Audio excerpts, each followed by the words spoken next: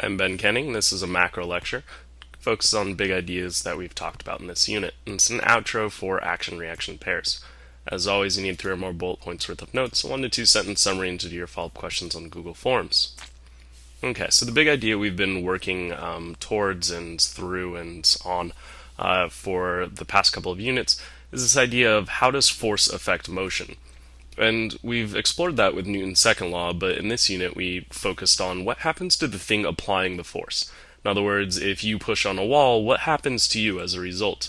And what we learned is that it receives a reaction force, and this reaction force is described by Newton's third law, which was one of the foci of the unit. In this case, Newton's third law describes action-reaction pairs. Now, within this collection, we looked at action-reaction pairs along with impulses, and towards the end we were able to begin analyzing motion in more complicated scenarios like collisions.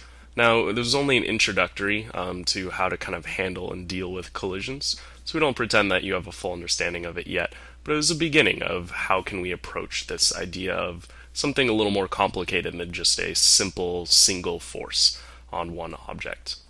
That's it for this one. Do 3 or more bullet points worth of notes, a 1 to 2 sentence summary, and your follow-up questions on Google Forms.